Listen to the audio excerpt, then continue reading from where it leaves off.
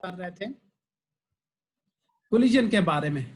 ये हमारा 4th lecture या 5th लेक्चर होगा आई थिंक। तो इसमें हम जो चीज डिस्कस करेंगे वो है rotation of a rigid object. Rigid object की रोटेशन के बारे में हम बात करेंगे, ठीक है।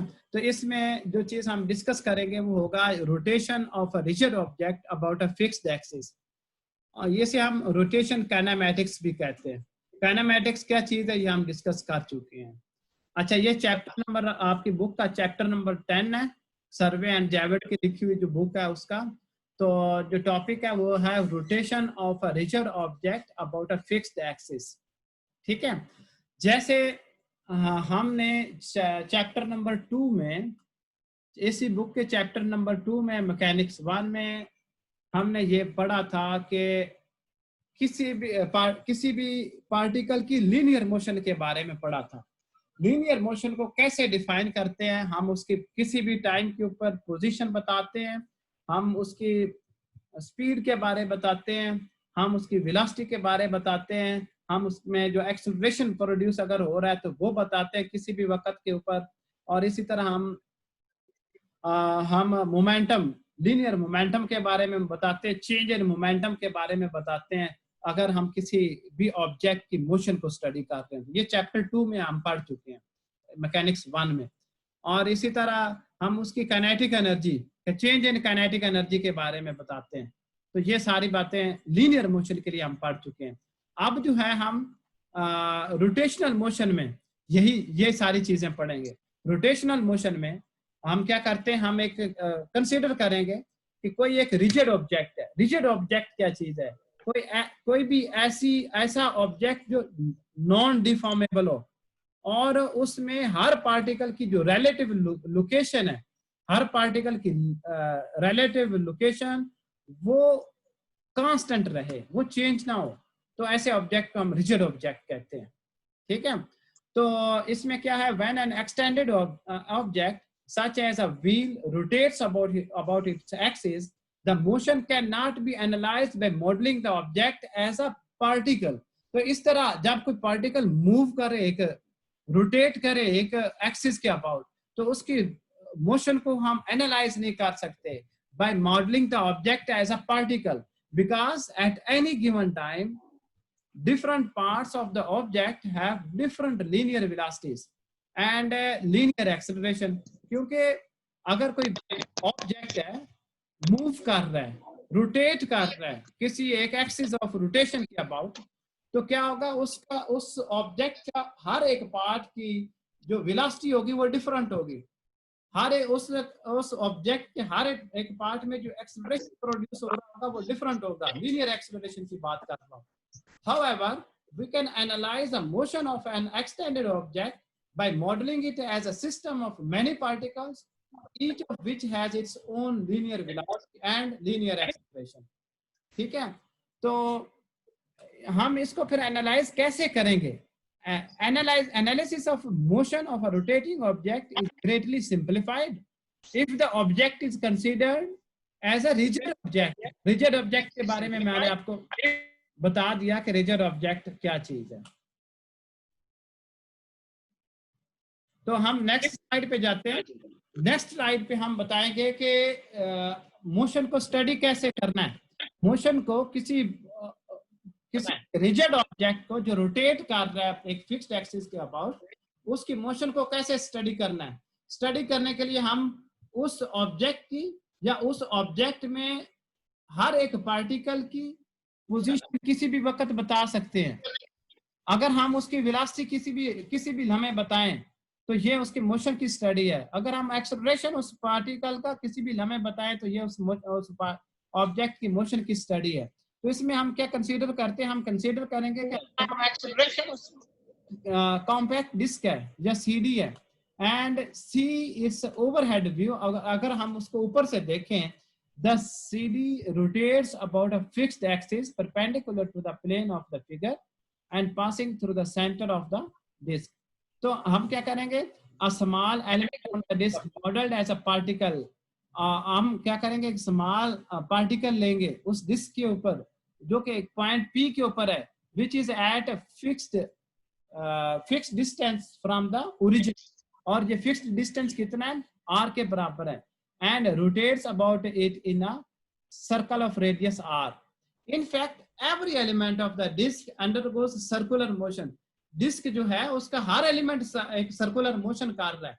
तो it is convenient to represent the position p with its polar coordinates. अगर वो मूव कर रहा है एक सर्कल में, तो ये बेहतर होगा कि हम उसकी उस की पोजीशन को, उस पार्टिकल की पोजीशन को पोलर कोऑर्डिनेट्स में रिप्रेजेंट करें. तो पोलर कोऑर्डिनेट्स में कैसे रिप्रेजेंट करेंगे, हम एक्स वाई जी की जगह पे हम r और थीटा की टर्म में उसे रिप्रेजेंट करेंगे, where r is a distance from the r is the distance from origin to point P, and theta is measured counterclockwise from some reference line fixed in the space.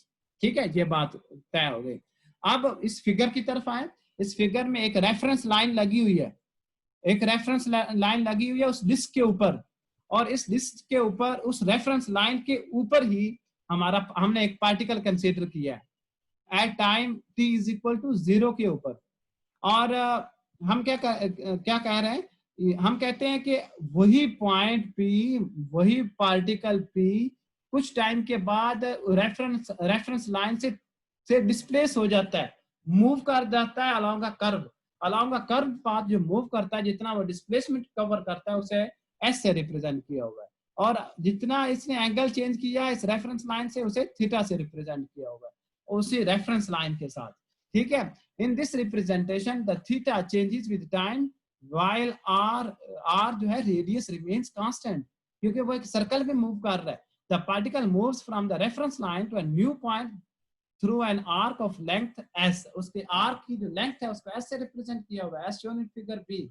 The arc length is related with theta as, इसका arc length को theta से कैसे relate करते हैं, s is equal to r into theta. यहाँ से theta की value अगर हम फाइंड करें, ये बराबर आ जाएगी s over r. As theta is a ratio of arc length and radius of the circle, so it is a pure number. तो थीटा क्या होगा, एक नंबर होगा.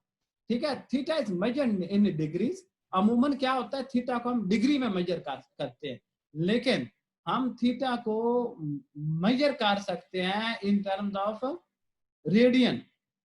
ठीक है, इन टर्म ऑफ रेडियन भी मेजर कर सकते. रेडियन क्या चीज है, ये मैं अभी डिफाइन करता हूँ. रेडियन क्या चीज है. Sometimes it is measured in an artificial unit radian, where 1 radian is the angle subtended by an arc length equal to the radius of the arc. अगर arc length radius of the arc के बराबर हो जाए, तो हम उस वक्त कहते हैं वो एंगल जो है वो 1 रेडियन के बराबर है. ठीक है. फॉर अ कंप्लीट सर्कल, अगर हम एक बात करें कि अगर कंप्लीट सर्कल को हम एक आर्क कंसीडर करें फ्रॉम इक्वेशन 1b, तो फिर क्या होगा, एक कंप्लीट सर्कल में कितने डिग्रीज होते हैं, 360 डिग्रीज होते हैं. तो theta in degree will be equal to circumference over radius. तो रेडियस r से रिप्रेजेंट किया जाता है, और सर्कमफेरेंस किसके बराबर होता है, 2 पाई r के. 2 पाई r में जो r है, ये r से कैंसिल हो जाएगा, ये हमारे पास आ जाए 2 पाई रेडियन के बराबर बाकी बच जाएगा. Hence 1 radian is equal to 360 degree over 2 pi. तो इसको अगर हम सॉल्व करें तो ये 57.3 डिग्री के बराबर आ जाता है 1 रेडियन. और we can write pi radian is equal to 180 degree. यहाँ ये 180 डिग्री कैसे आ गया, ये इस इक्वेशन से आपने कैलकुलेट कर लेना. पाई को दूसरी तरफ ले जाएं, 2 को 360 से कैंसिल आउट करते हैं, कैंसिल 180 बराबर बाकी बच जाएगा. तो that is theta in radian is equal to pi over 180 degree theta in degree. अब हम वापस अपने प्रॉब्लम की तरफ आते हैं. हमारा प्रॉब्लम क्या था कि हमने पोजीशन लोकेट करनी है पार्टिकल की, जो कि एक सर्कल में मूव कर रहा है, एक एंगुलर मोशन कर रहा है. So in angular motion, for a rigid object, every particle of the object moves along same angle theta with respect to the reference line. Therefore, theta can be used to locate the position of the particle at any point, at any time. Theta is playing the same role in angular motion as x plays in the translational motion. From figure, as particle moves from position A to B, the angular displacement of the rigid object is delta theta is equal to theta f minus theta I. if the rate of angular displacement changes in different duration of time, then these different rotation rates are defined average angular speed. तो इसको फिर हम क्या करेंगे, average angular speed से represent करेंगे. Average angular speed को हम रिप्रेजेंट करते हैं ओमेगा एवरेज से. Omega average is represented by theta F minus theta I over T F minus T I which is equal to delta theta over delta t. ये equation number 2 आ जाएगी.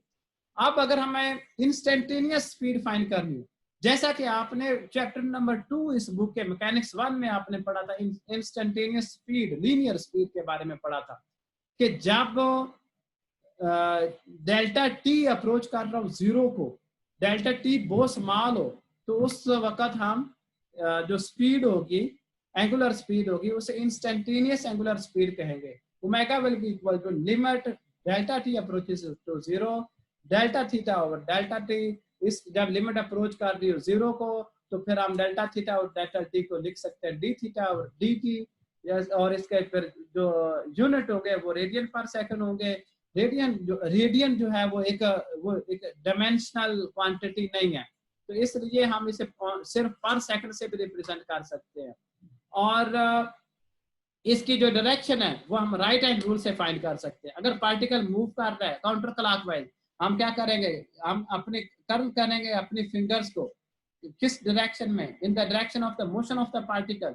तो thumb जो होगा वो हमें डायरेक्शन देगा किसकी, एंगुलर स्पीड की डायरेक्शन हमें बताएगा.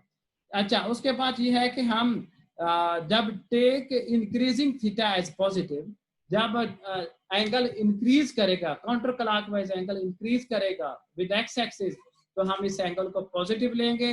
जब थीटा डिक्रीज करेगा हम इसको नेगेटिव लेंगे. उसके बाद है average angular acceleration, the ratio of the change in angular speed to the time interval delta T during which this change occurs. तो ये हमारे पास एवरेज एक्सेलरेशन जो आ जाएगा. एवरेज एक्सेलरेशन को हम अल्फा एवरेज से रिप्रेजेंट करेंगे, which is equal to omega f minus omega I divided by tf minus ti, which is equal to delta omega over delta t. ये हमारे पास इक्वेशन नंबर 4 आ जाएगी. Instantaneous angular acceleration उसी तरह जिस तरह angular instantaneous angular speed के बारे में हमने डिस्कस किया कि जब डेल्टा टी अप्रोच कर रहा हो जीरो को, तो अल्फा इज इक्वल टू आ जाएगा limit delta T approaches to zero delta omega over delta T which is equal to D omega over D T. तो इसके यूनिट क्या होंगे, यूनिट है रेडियन पर सेकंड स्क्वायर होंगे, या इसे सिर्फ s-2 से मेजर करेंगे. और इसी तरह जो एंगुलर एक्सेलरेशन है, angular acceleration is positive when particle is speeding up counter clockwise, या alpha is positive when speeding down clockwise. तो ये दो कंडीशंस होंगे अल्फा के पॉजिटिव होने की. एक तो पहली ये कि पार्टिकल स्पीड अप हो रहा हो काउंटर क्लॉकवाइज, दूसरी स्पीड डाउन हो रहा हो क्लॉकवाइज, और इसके फिर उलट नेगेटिव अल्फा कब होगा. तो यही हमारा यहाँ तक था आज का topic. Thank you very much. यहाँ तक अगर कोई क्वेश्चन है तो वो प्लीज आप पूछें. मैं आपको अनम्यूट करता हूँ ताकि आप क्वेश्चन पूछ सकें. अगर किसी बच्चे के ज़हन में कोई क्वेश्चन है तो वो काइंडली पूछें. आप मुझे मैसेज करके पूछ लें, या आप मुझे अपना माइक अनम्यूट करें और क्वेश्चन पूछ लें. ठीक है, एनी क्वेश्चन प्लीज.